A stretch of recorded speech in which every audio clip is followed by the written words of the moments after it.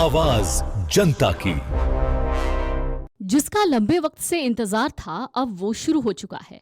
बिहार में आज से स्वगणना शुरू हो गई है। अब आप घर बैठे खुद सटीक जानकारी दर्ज करा सकते हैं। फॉलो करना है बस आपको कुछ आसान स्टेप। बिहार में भारत की जनगणना 2027 के तहत आज से स्वगणना शुरू हो गई। 17 अप्रैल से 1 मई 2026 तक नागरिक आधिकारिक पोर्टल पर 33 सवालों के जवाब देकर खुद जानकारी दर्ज कर सकते हैं। ये डिजिटल पहल सटीकता और गोपनीयता सुनिश्चित करती है, जिससे भविष्य की योजनाओं में मदद मिलेगी। तो फिर करना क्या है? स्वगणना की यह सुविधा 17 अप्रैल 2026 से 1 मई 2026 तक उपलब्ध रहेगी, जिसके जरिए लोग अपने परिवार की जानकारी खुद ऑनलाइन दर्ज कर सकते हैं। इसके बाद 2 मई 2026 से 31 मई 2026 तक घर घर सर्वेक्षण यानी मकान सूचीकरण का कार्य किया जाएगा, जिसमें गणनाकार हर एक घर जाकर जानकारी इकट्ठा करेंगे। सरकार ने इसे आम जनता के लिए एक सुनहरा अवसर बताया है, जिससे लोग घर बैठे सुविधाजनक तरीके से सही और पूरी जानकारी दर्ज कर सकते हैं। स्वगणना के कई लाभ हैं। इससे समय की बचत होगी, जानकारी ज्यादा सटीक रूप से दर्ज होगी। साथ ही ये डिजिटल जनगणना को सफल बनाने में नागरिकों की सीधी भागीदारी सुनिश्चित करेगा। इसके जरिए परिवार की सही जानकारी सीधे सरकार तक पहुंचेगी, जिससे योजनाओं के बेहतर क्रियान्वयन में मदद मिलेगी। स्वगणना करने के लिए नागरिकों को जनगणना के आधिकारिक पोर्टल se.census.gov.in पर जाना होगा। वहां पूछे गए 33 सवालों के जवाब भरने होंगे। प्रक्रिया पूरी होने के बाद प्राप्त होने वाली सेल्फ एन्यूमरेशन यानी SE-ID को सुरक्षित रखना जरूरी होगा। सरकार ने साफ किया है कि जनगणना अधिनियम 1948 के तहत दी गई सभी जानकारी पूरी तरीके से गोपनीय रखी जाएगी और इसका उपयोग केवल सांख्यिकीय उद्देश्यों के लिए किया जाएगा। इस पहल से बिहार में डिजिटल और पारदर्शी जनगणना की दिशा में एक नया अध्याय जुड़ने की उम्मीद है। अब सवाल यह है कि आपसे किस तरीके के सवाल और कौन कौन से सवाल पूछे जाएंगे।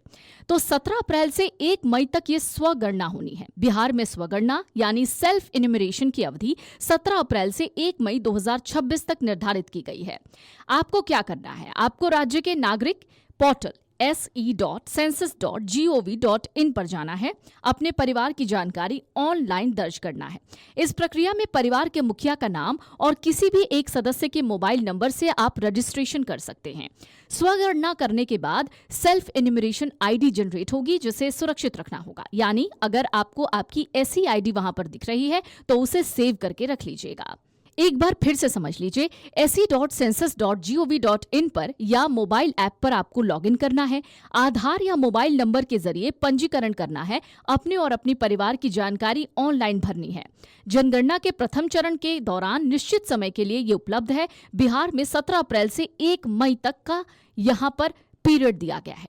अब सवाल यह है कि भारत की जनगणना 2027 में आप अपना नाम कैसे जोड़ेंगे? तो बिल्कुल इसी तरीके से जैसा आपको बताया गया।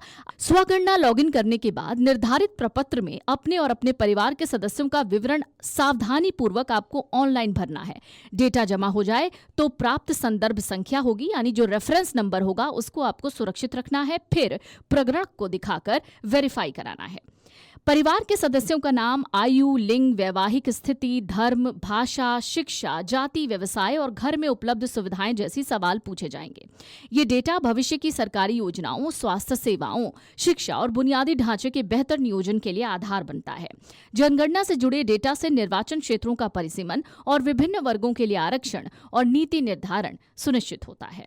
तो भारत की जनगणना 2027 के तहत 17 अप्रैल से 1 मई तक चलने वाली स्वगणना की प्रक्रिया में अधिकतम जनता की सहभागिता सुनिश्चित करने में पूरी सरकारी टीम लगी हुई है। पहली बार आम लोगों को इसके जरिए खुद जनगणना में हिस्सा लेने का मौका दिया गया है। डिजिटल मोड में होने वाली इस जनगणना के प्रथम चरण में 2 मई से 31 मई के बीच मकान सूचीकरण और आवास गणना किया जाना है। इस दौरान 33 सवाल पूछे जाएंगे। इससे पहले आपको 17 अप्रैल से इसी काम को करना है ऑनलाइन, यानी पोर्टल के जरिए, जो है se.census.gov.in, जिसके जरिए जो 33 सवाल पूछे जाएंगे उनके जवाब आपको एक एक करके भर देने हैं। याद रखिएगा, जैसे ही आप अपने जवाब भर दें उसके बाद जो आपको सेल्फ एन्यूमरेशन ID मिलेगी यानी SE-ID, उसे आपको संभाल कर यानी सेव करके रखना है। Big dreams need the right foundation. At Vidya Vihar Residential School, holistic education goes beyond classrooms.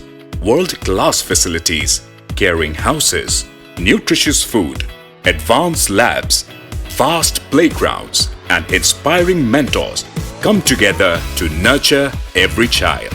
Here, learning is balanced, values are lived, and every student truly belongs. Vidya Vihar Residential School, where learning transforms futures.